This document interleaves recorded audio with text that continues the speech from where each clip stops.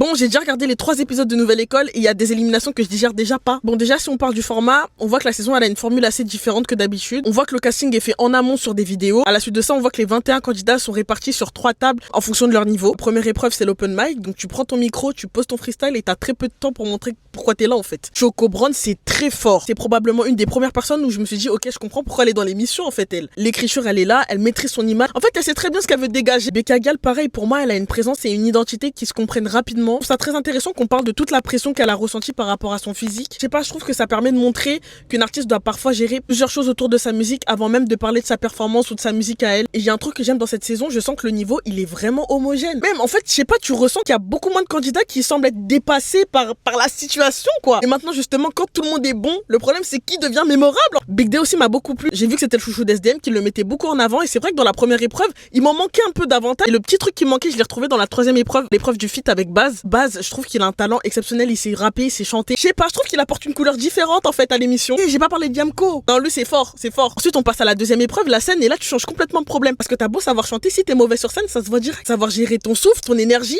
ton regard, ton placement, il faut savoir emmener le public que tu connais pas. Pour Ezek, j'étais trop dégoûtée. Je connais son potentiel, donc quand elle sort à cette épreuve, j'ai la rage. Comment prendre Doliprane, ma gauche? J'ai trop la rage. Je trouve en fait qu'elle a trop mal défendu son potentiel. Le morceau et l'interprétation, ça lui a pas permis de montrer réellement ce qu'elle sait faire. Et je sais qu'elle sait faire des trucs de ouf. Nate, lui, m'avait accroché beaucoup plus tôt. On voit qu'il a une approche très mélancolique avec le R&B, la trap, le rap. Et je trouve que ça correspond assez bien à ce qu'on voit cette saison. J'ai l'impression que les frontières entre rappeurs et chanteurs sont beaucoup moins nettes. On finit avec l'épisode 3, les feats. J'avoue que pour moi, elle fait partie des épreuves vraiment intéressantes pour vraiment comprendre qui sont ces artistes. Parce qu'en vrai, tu peux être excellent tout seul, mais quand tu dois créer avec quelqu'un d'autre, c'est quelque chose. Il faut savoir écouter, trouver une alchimie sans forcément disparaître. Et c'est exactement là que l'élimination de Choco Brown et Becca Gal me frustre de dingue. Personnellement, pour moi, c'était pas elle de sortir. Pour moi, il y avait un duo qui avait un peu plus flop que les autres. Tout ça montre que la saison va être hyper intéressante parce que, comme j'ai dit, le niveau, il est hyper homogène. Donc ça suffit pas d'être juste bon.